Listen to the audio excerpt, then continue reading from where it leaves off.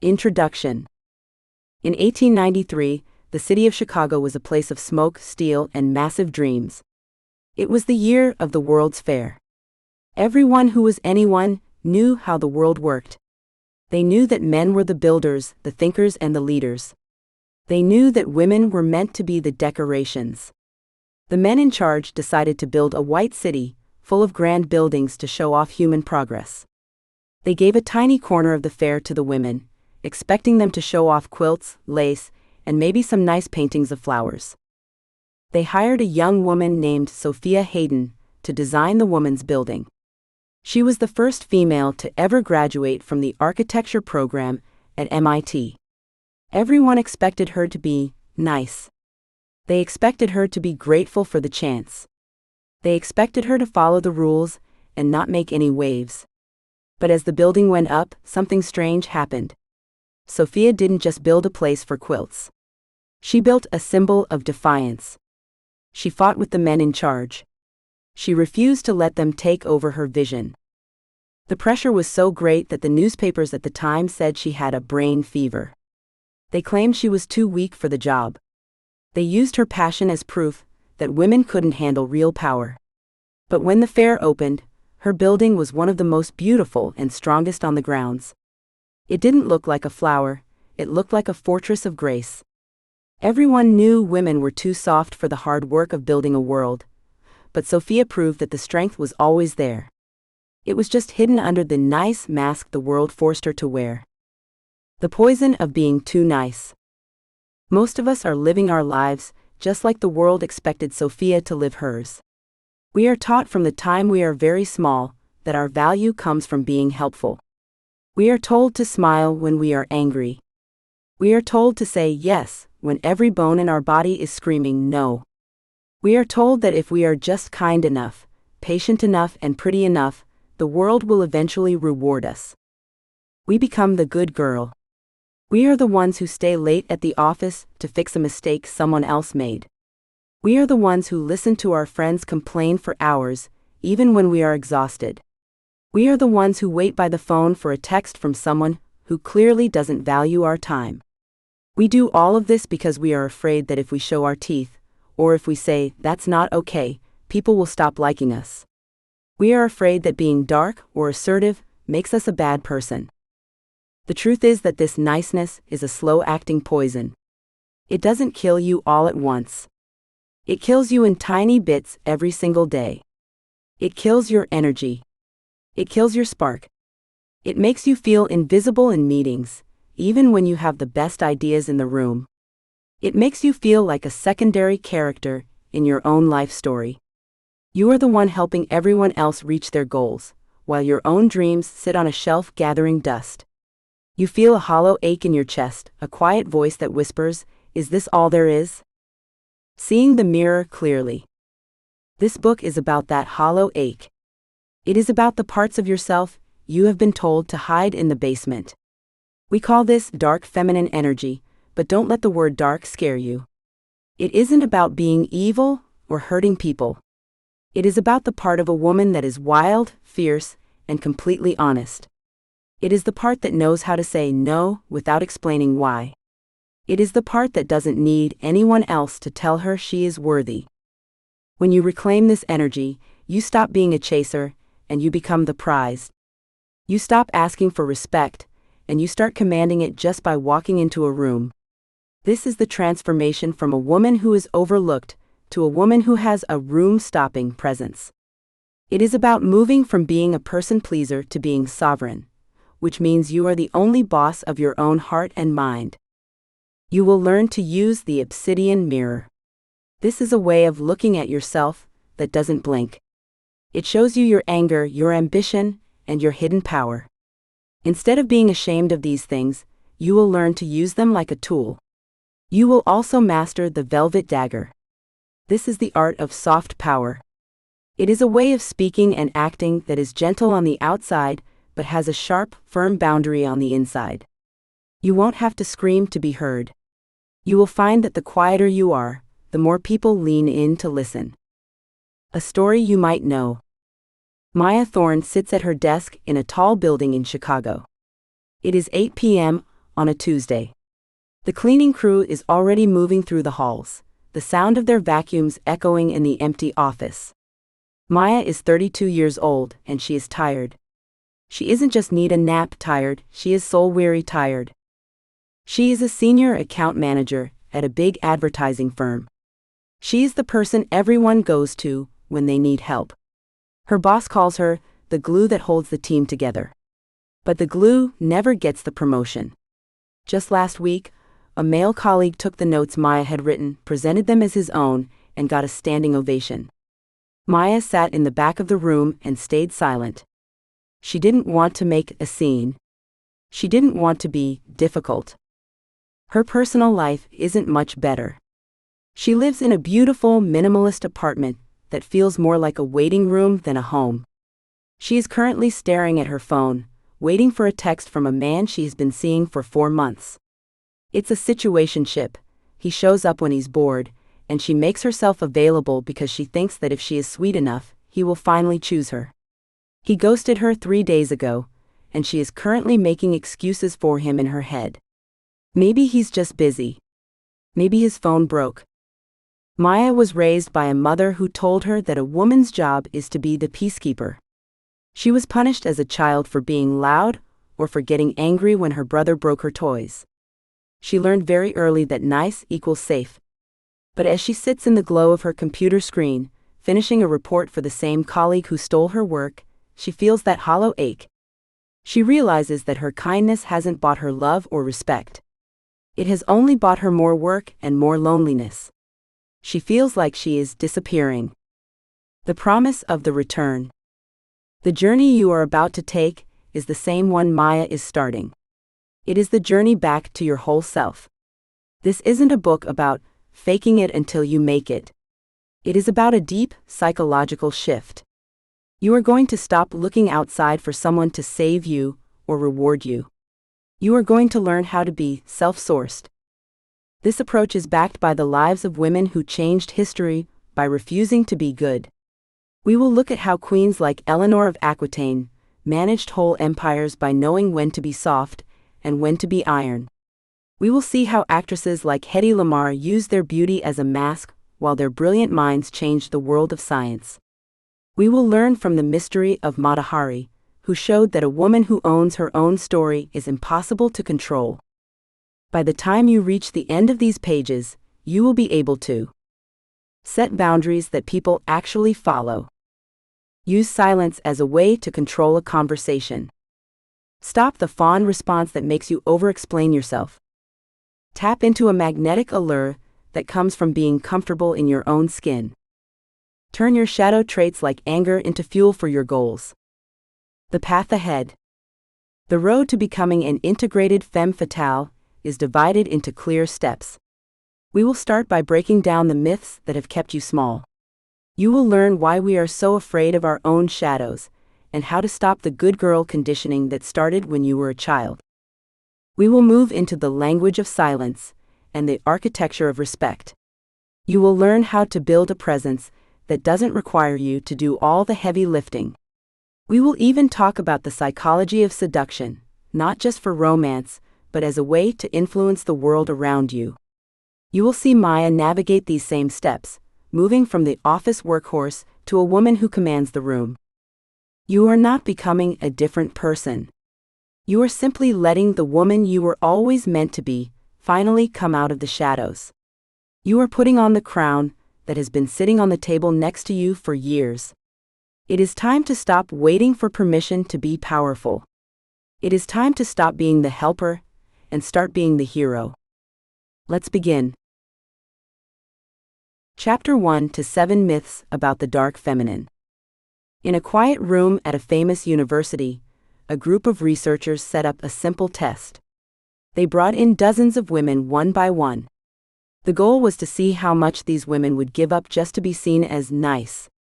Each woman sat across from a person who was secretly part of the test. This person began to make small, unfair demands. They asked the women to give up their seats, to hand over their pens, and eventually to do a long, boring task for no pay. The results were shocking.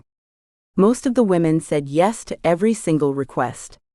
Even when the requests became rude, the women smiled. They used soft language.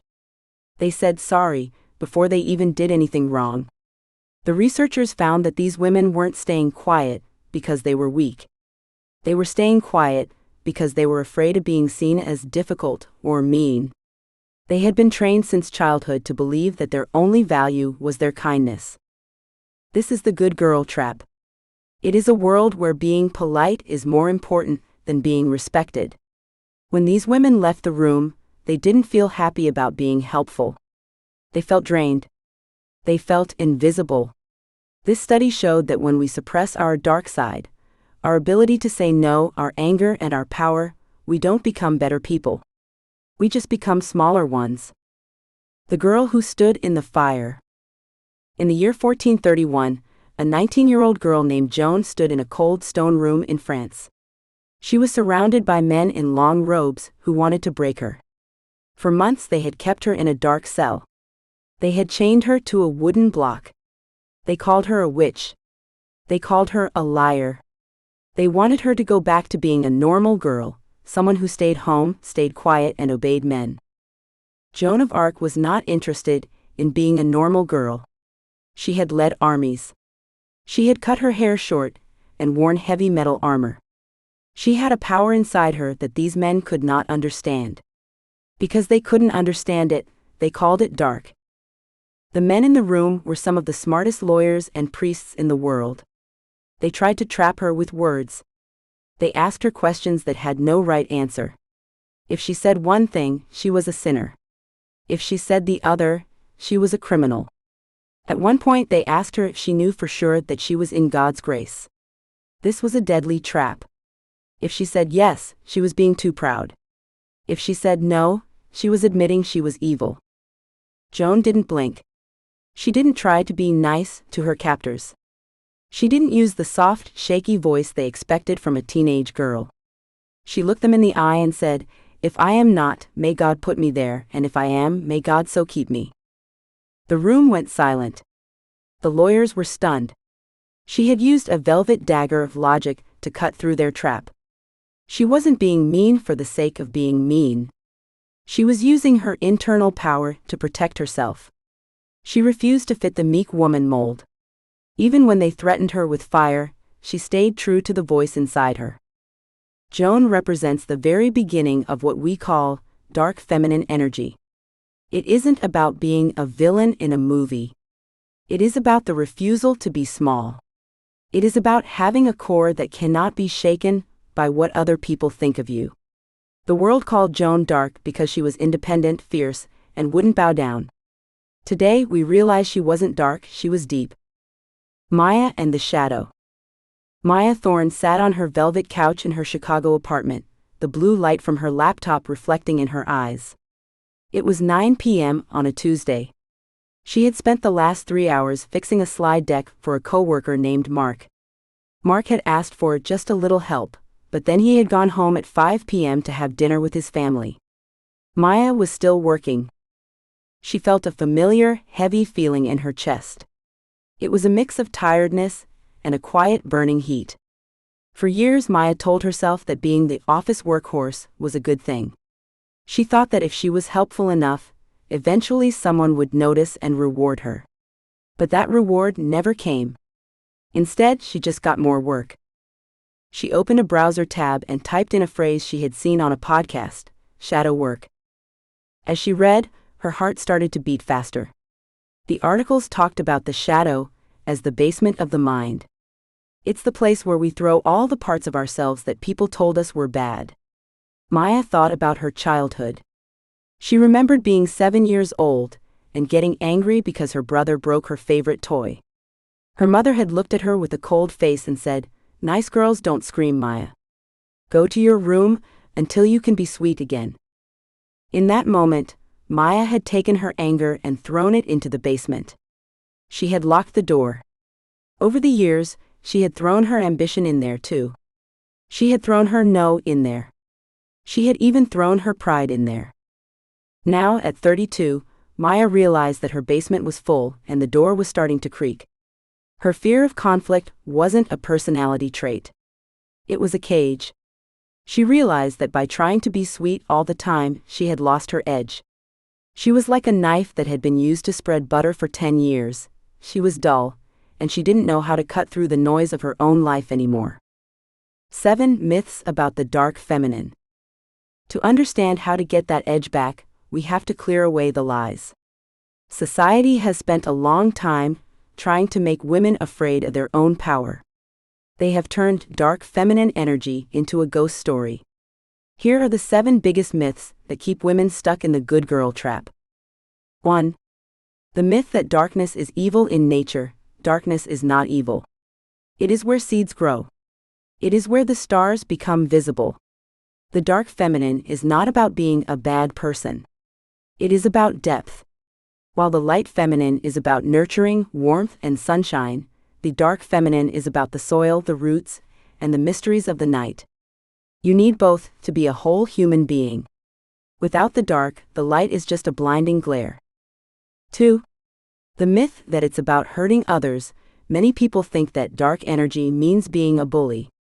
They think it means stepping on people to get to the top. This is actually a sign of weakness, not power. True dark feminine energy is about sovereignty. It means you are the ruler of your own life. You don't need to hurt others because you aren't fighting for their scraps. You are focused on your own kingdom. 3. The myth that it's unfeminine. We are told that being feminine means being soft, quiet, and yielding. But look at a mother bear protecting her cubs. Look at a storm over the ocean. Those are feminine, and they are terrifyingly powerful. The dark feminine is the part of womanhood that says, enough. It is the protective, fierce side of the soul. 4. The myth that it's only for bad girls. People think you have to wear black leather and ride a motorcycle to have this energy. But some of the most powerful dark feminine figures in history wore silk dresses. It's not about your clothes, it's about your gaze. It's about the way you walk into a room and don't immediately look for someone else's permission to be there. 5. The myth that it means hating men. This energy isn't anti-man. It is pro-self. When a woman steps into her dark power, she stops being a chaser in relationships. She stops begging for attention. This actually makes her more magnetic. It creates a healthy space where she can be respected as an equal rather than a servant. 6. The myth that it's all about sex. While the dark feminine includes your sensuality, it is mostly about your mind. It is about your intuition, that gut feeling that tells you when someone is lying. It is about your ability to see through people's masks. It is a psychological tool of influence, not just a physical one. 7. The myth that it's a choice you turn on and off. You don't do dark feminine energy on the weekends. It is a part of who you are. When you suppress it, it doesn't go away. It just turns into anxiety, depression, or random bursts of anger. Reclaiming it means letting it live in your daily life as a steady, quiet strength. The invention of the monster. In the early 1920s, a new kind of woman appeared on movie screens. She had dark, sunken eyes. She wore heavy jewelry and didn't smile. The movie studios called her the Vamp, short for vampire. The most famous vamp was an actress named Theda Bara. The studios made up a wild story about her. They said she was born in the shadows of the Egyptian pyramids, and that she spent her time breaking men's hearts for fun. In reality, she was just a girl from Ohio named Theodosia Goodman. But the public was obsessed with her. Why? Because she represented everything good girls were told they couldn't be. The vamp archetype was a way for society to handle their fear of powerful women. If a woman was independent and mysterious, the movies turned her into a monster who literally ate men. This was a clever trick. It told everyday women, if you act like this, you will be an outcast. You will be a creature of the night. This cultural history is why so many women feel a pang of guilt when they start to set boundaries. We have been told for 100 years that a woman who puts herself first is a vampire who drains others. We have been taught to be the nurturer, who gives until she is empty. But if we look closer at those old silent films, we see something else. We see a woman who wasn't waiting for a hero to save her. We see a woman who owned her own space.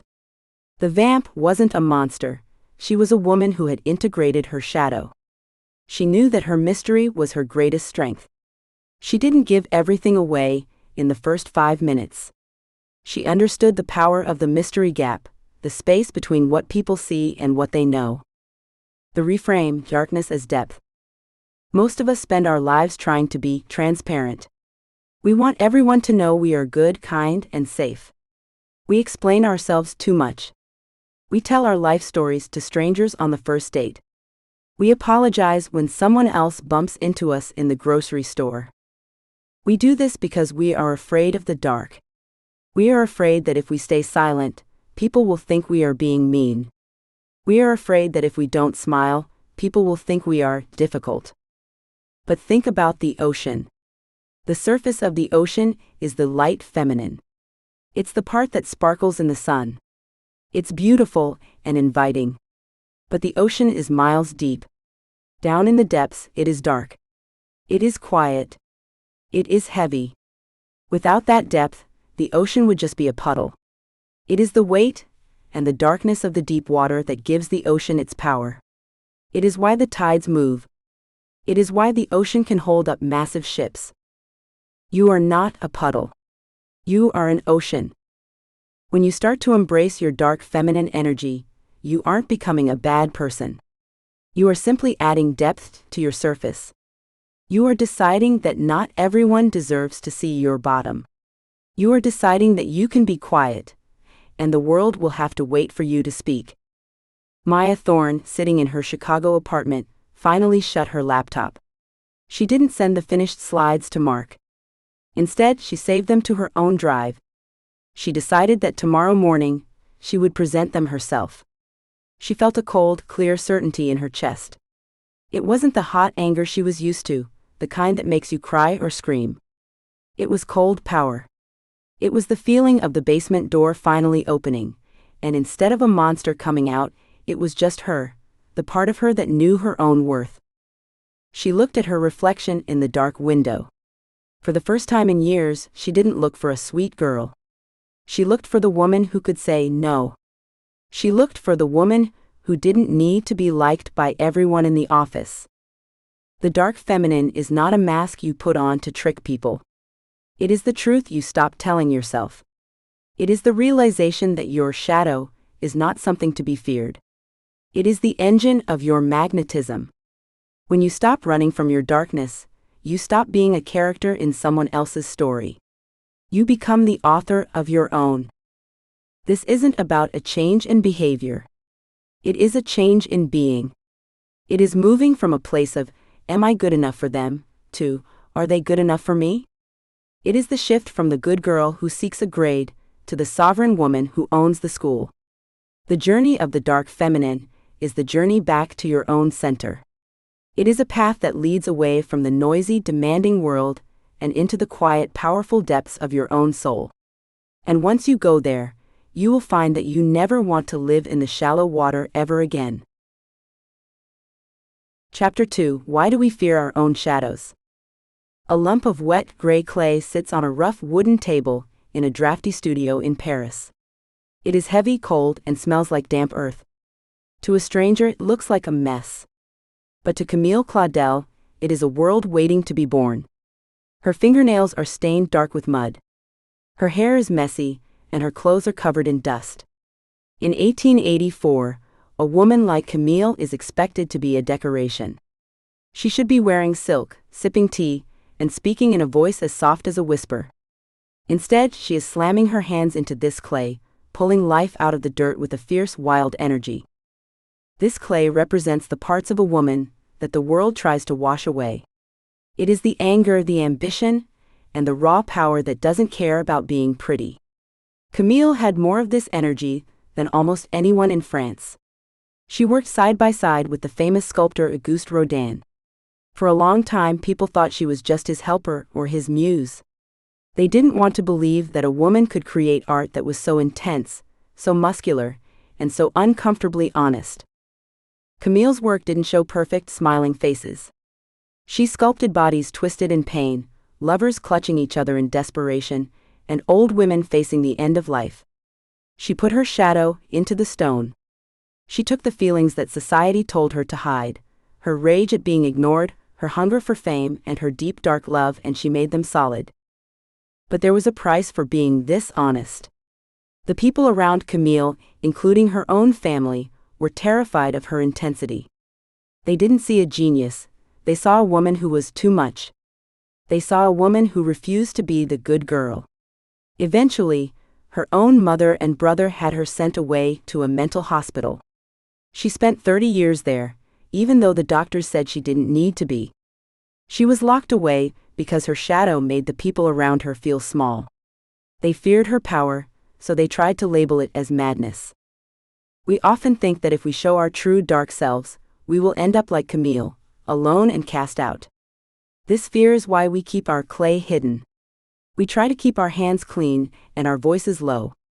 We worry that if we let our shadow out, it will destroy our lives.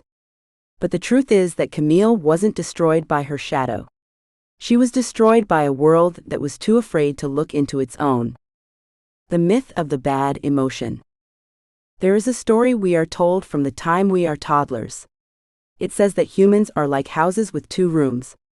The front room is bright, clean, and filled with good things like kindness, smiles, and helpfulness. The back room is dark, dusty, and filled with bad things like anger, selfishness, and pride.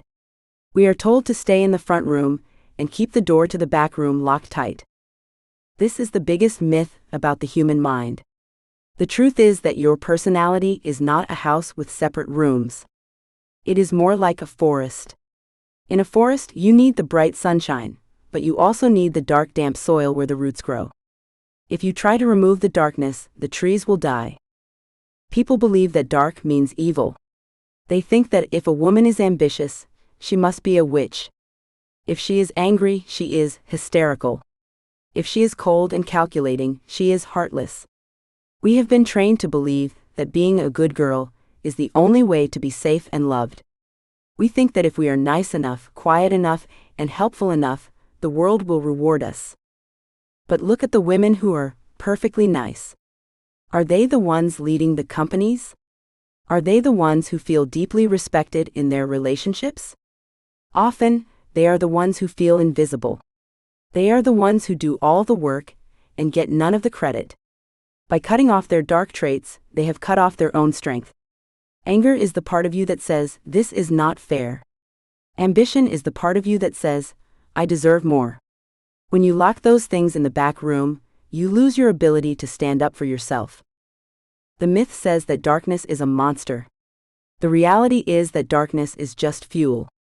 It only becomes a monster when it is starved and ignored. When you try to kill your shadow, it doesn't go away. It just waits in the dark, getting hungrier and more desperate until it explodes in ways you can't control. The playroom memory. Maya Thorne sits in her small, neat apartment in Chicago, staring at a blank wall. She is 32 years old, but right now, she feels like she is 6. She is thinking about a Saturday afternoon, long ago. She was in her playroom, building a tall tower out of blocks. It was her masterpiece. Her younger brother, Leo, ran into the room and kicked it over just to hear the crash. Maya didn't just cry. She felt the heat rise from her stomach into her chest.